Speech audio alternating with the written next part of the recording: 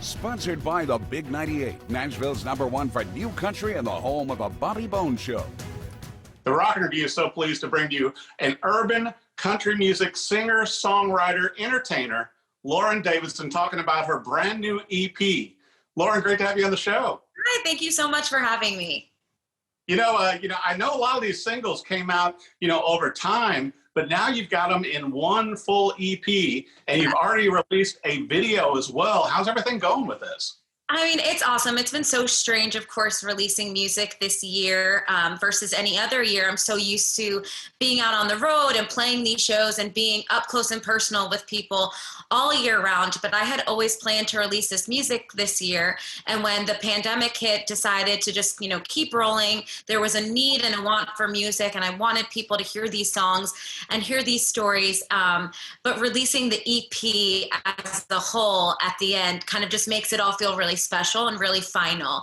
Throughout the year, releasing singles, it's like, all right, this song comes out. I hope people are listening. I hope people love it. This is the story behind it. And you kind of move on, but kind of having that stamp to be like, this is my Love Ain't Fair EP. These are all the songs that I worked on and released and put so much heart into, even before this year, but especially this year. And then to be able to just kind of take a deep breath and celebrate it has been amazing. Well, I think the title is a pretty big statement in and of itself. And I know also with the music video to where love ain't fair, which I think is a pretty truthful statement, right? Yeah. I mean, I think the idea behind it is just love is so many different things and we all experience it differently. And not just love with a significant other, intimate relationship, love with your family, love with your friends, love on the biggest spectrum, that you could possibly imagine. It's so many different things, but it's not fair. Well, and you are based out of New York City, and I got to bring this up too, to where, you kind of launched the Urban Country Jam. Are you hoping to get back to that in the next year or so?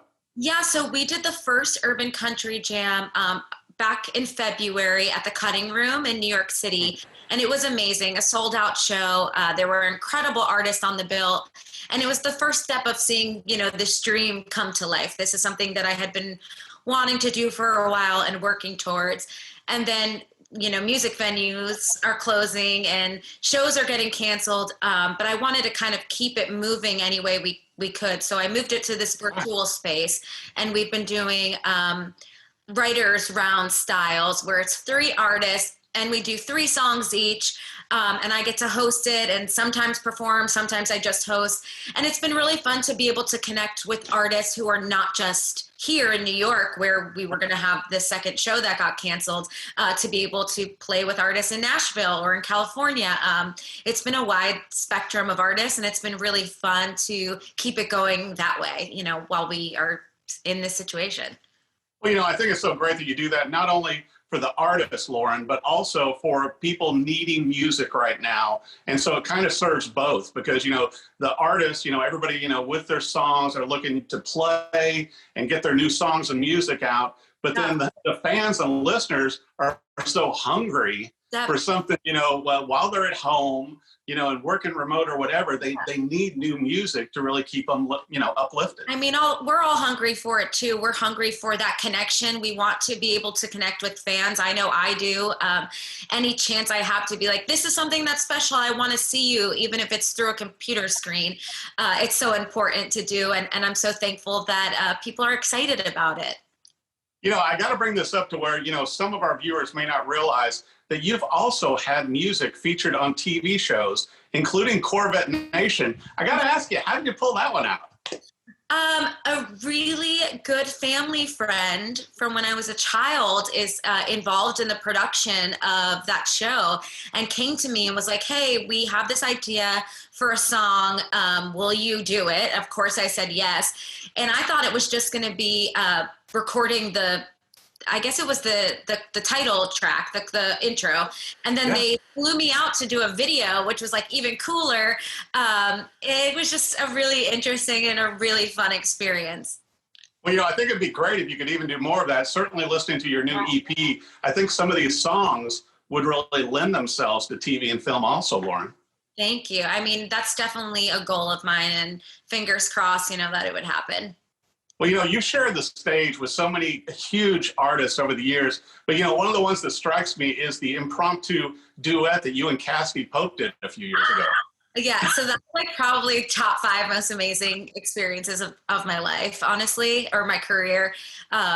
Especially because it was very early on for me. And like in New York, things like that don't happen. In Nashville, there's artists all the time, walking by, they hear their song or they're hanging out in a bar, they jump up on stage. In New York, that never happens. The fact that we were in the same place at the same time, I had been covering her song. It wasn't like we changed our set. I had been covering her song. It was always on the set list. I'm waiting at like the stage door, the backstage door to go on stage. This was at Arlene's Grocery. So their backstage area is a very narrow hallway. So the band before me is coming off. I'm waiting like outside the door, which is basically attached to the bar. And I'm waiting for my band to, get all set up before I go in the hallway. And I'm like, oh my God, Cassidy Pope just walked in the door. And they're like, that's not Cassidy Pope. I was like, I know that it is. So I'm just going to try and like take a deep breath. I'm literally covering her song for 10 minutes in my set. And they're like, that's not her. And I was like, it is, but that's fine. I'm freaking out a little bit right now. Let's like hold it together. And so the person that I was standing with, one of my friends, she walked by and Cassidy was with someone that she happened to know. Cassidy's bass player, Pat, who's one of my really good friends now, ended up knowing one of my really good friends in New York who put the show together. Oh, it was just like so many things. It almost sounds fake. Because how is all of this possible? So my band is setting up on stage and my friend comes up to me and he's like, you're right, that was Cassidy Pope.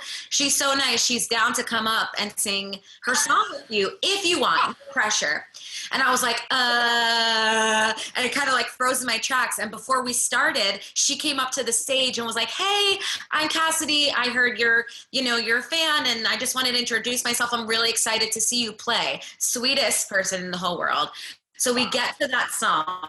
I think it was the only cover that night. It's like the second to last song or like the third to last towards the end of our set. And I was like, so I heard Cassidy Pope is here and I'm about to sing her song. Does she want to come on up? I'm like looking in the crowd. She comes up on stage and it was just so amazing. It was the first time I had ever experienced anything like that. And she was super sweet and we hung out after and she invited me to see her show. They were playing at the PlayStation Theater. She was on tour with Chris Young. I'm kind of stayed in touch. I mean, I've made trips down to Nashville with her band and with her. And it's been super cool to see her career grow too, but also to have that moment where I was like such a fangirl, but getting to experience something really cool with an artist that I also admire. Yeah, just meant to be. Well, I got to ask you this. What was it like to play Madison Square Garden? Oh, there are no words. It feels fake because it is such a dream. It's insane. And the fact that it happened at the beginning of this year, it feels like a dream, honestly, a lifetime ago. It feels like it did not happen. But I have video footage. I was there. I played my songs. People clapped. It was insane. It's like the Mecca, especially being a New Yorker. It's Madison Square Garden. And last year I got to sing the national anthem and I thought that was amazing. Just like the energy of standing in the center of the arena for a sold out, show and being able to sing this really patriotic song. It was a very patriotic moment. I like the adrenaline of that and the experience of that. But then getting us to come back and sing my own songs is just another level and a dream come true.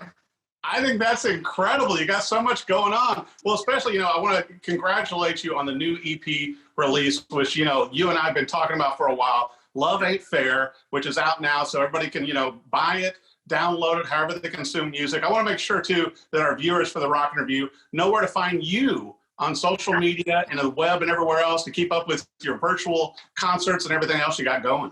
Yeah, so everything is across all of my social media platforms and my website, which is laurendavidsonmusic.com. I'm Lauren Davidson Music on Instagram and Facebook, and Lauren DA Music on Twitter. But definitely, I'm everywhere. You can find me. Please message me. Please say hi. I love to talk to new people. And of course, I post everything that I'm doing, which is great. Well, I'll tell you what, I love the new EP, especially Halfway to Hungover, as I told you before we started the interview. But congratulations on everything. Lauren Davidson, thank you so much for joining the Rock and Review. Thank you so much for having me. Sponsored by the Big 98, Nashville's #1 for new country and the home of the Bobby Bones Show.